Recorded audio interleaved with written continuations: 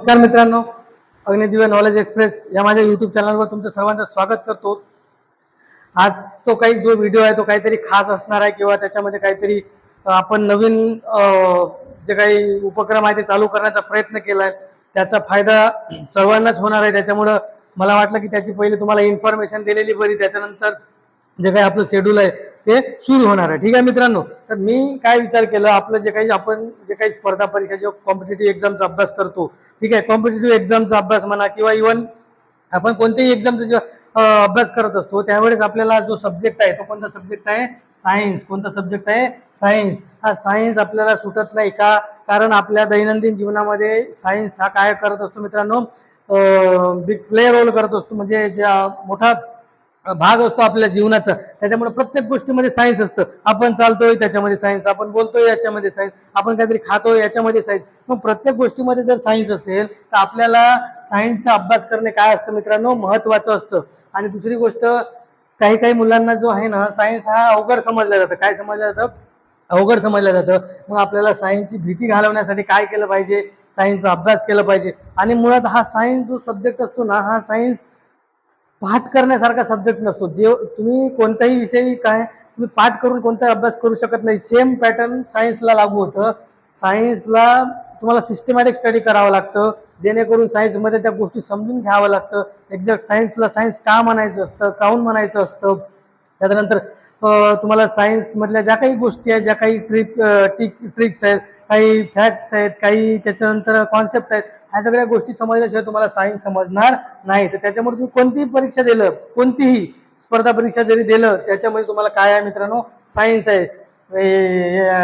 MPSC मध्ये सुद्धा तर सायन्सवर काय केलं जातं? पॅरेग्राफमध्ये पॅसेज विचारलं जातं. मग जर तुमचे कॉन्सेप्ट क्लिअर असतील सायन्समधले तर तुम्हाला 1 बाय 1 सायन्स समजायला काय जातं? सोपं जातं. मी काय प्लॅन केलंय, आता इथून पुढं जेव्हा हा व्हिडिओच्या नंतर पासून क्लास कोणता आहे मित्रांनो? क्लास 6 पासून तर जे आपल्याला समोर मॉडर्न म्हणजे 11-12 पर्यंत जो काही सायन्स आहे तो 1 बाय 1 रोजच्या रोज काय करायचं आपल्याला व्हिडिओच्या माध्यमातून घ्यायचं आहे. ठीक आहे, व्हिडिओच्या माध्यमातून घ्यायचं आहे. याचा फायदा काय होणार आहे? त्याचा फायदा काय होणार आहे? एक तर आपण सायन्स रोज शिकणार आहे. ठीक आहे, आपण रोज शिकणार आहे, रोज शिकणार. त्याच्यानंतर दुसरी गोष्ट, रोज मी एक एक चॅप्टरवर व्हिडिओ अपलोड करत जाणार आहे. त्याचा फायदा असा होणार आहे, तुम्हाला बेसिक पासून सायन्स काय होणार आहे. आणि ते पण मी फक्त स्टेट बोर्डच्या बाबतीत बोलतो. स्टेट बोर्ड आपण रेफर करणार आहे. याच्यामध्ये काय बोलणार आहे? स्टेट बोर्ड रेफर केल्यामुळे काय असतं, जे काही स्टेट बोर्डचे बुक्स असतात त्या ऑथेंटिक असतात.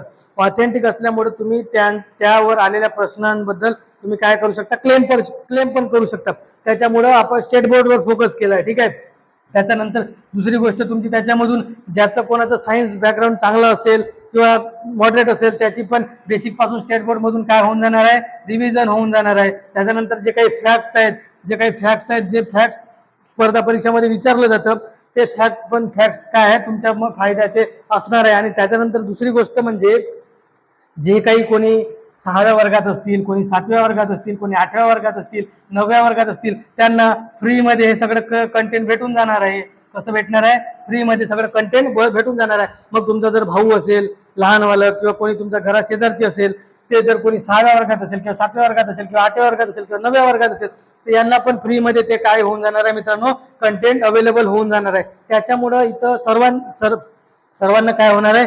बेनिफिटच होणार आहे. आणि हे सगळं जे कंटेंट आहे कसं आहे? फ्री आहे. याच्यामध्ये युट्यूबवर काही पैसे लागतं का? नाही. मग जर कोणी गोरगरीब जर विद्यार्थी असेल, त्याला ट्युशन महागडे पडत असतील किंवा जेणेकरून तो खेड्यागावात राहत असेल, त्याला जाणं येणं पुरवत नसेल, असं कोणत्याही कंडिशन मध्ये जरी असला तरी त्याला सायन्स त्याच्यापर्यंत आपल्याला काय करायचं मित्रांनो?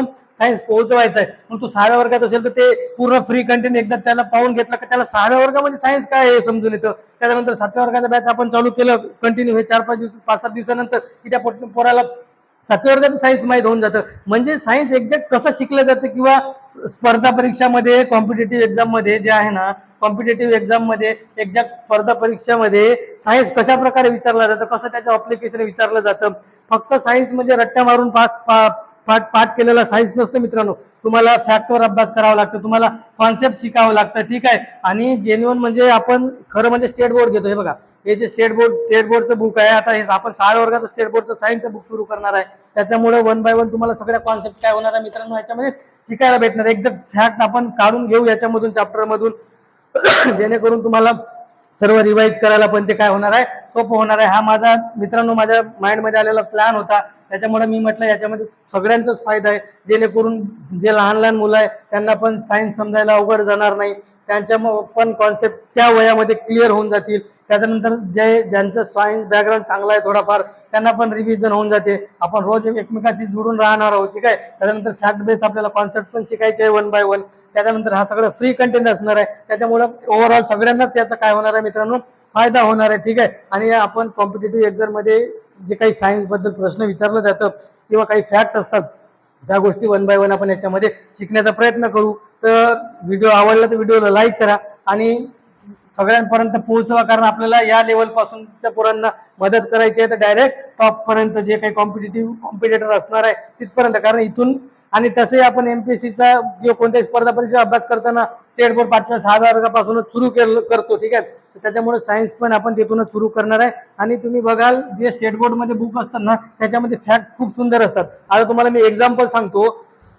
आपण असा अभ्यास करतो की आपल्या वातावरणामध्ये 78 ते 79% नायट्रोजन आहे असं आपण म्हणतो, किंवा 20 ते 21% आपण ऑक्सिजन आहे असं म्हणतो. पण एक्झॅक्ट ते जे एक्झॅक्ट जे काही म्हणजे फॅक्ट आहे ते नेमकं किती मानायला पाहिजे ते स्टेट बोर्ड मध्ये ऑटोमॅटिक दिलंय. 78% त्यांनी काय दिलंय नायट्रोजन आणि 21% काय दिलंय ऑक्सिजन. मग दुनिया इकडची तिकडे झाली तरी आपल्याला एकच आठवण ठेवायचं आहे, 78% काय असणार आहे, नायट्रोजन असणार आहे एन्व्हायरमेंट मध्ये आणि 21% काय असणार आहे, ऑक्सिजन असणार आहे. म्हणजे अशा ज्या काही फॅक्च्युअल गोष्टी आहेत ज्याच्यावर तुम्हाला क्लेम करता येते. जेव्हा क्वेश्चन कधी कधी पेपरमध्ये काय असतं, क्वेश्चन विचारल्यानंतर तुम्हाला तो चूक असेल आन्सर की मध्ये दिलेलं असेल तर आपल्याला बरोबर करून घ्यायचं असेल त्यावेळेस क्लेम करावं लागतं. मग क्लेम केल्यानंतर इतरत्र दुसरे पुस्तकं कामात येत नाही, त्यावेळेस स्टेट बोर्डच काय तो कामात येतो. म्हणून आपल्याला त्या स्टेट बोर्डच काय करायचं मित्रांनो, फॅक्ट ज्या त्या काय करायच्या आहे लिहून घ्यायचं किंवा इथून शिकून घ्यायचं. आशा करतो तुम्हाला व्हिडिओ आवडला असणार. व्हिडिओ खरं म्हणजे सर्वांपर्यंत पोहोचवायचा आहे, ज्यांना खरंच गरज आहे त्या गोष्टीची, ज्यांना खरंच खरंच जेन्युइन. काही काही लोक खूप म्हणजे पोरं गरीब असतात लहानवाले, जे काही त्यांना ट्युशन पण लावता येत नाही किंवा त्यांना ते अभ्यास करणंही समजत नाही, काय गोष्टी असतात काय नाही, जाऊ द्या त्यांच्यापर्यंत. याच्यात काही पैसे पण लागत नाही, फ्री कंटेंट आहे, ठीक आहे. भेटू पुढच्या व्हिडिओमध्ये, तोपर्यंत काळजी घ्या. धन्यवाद.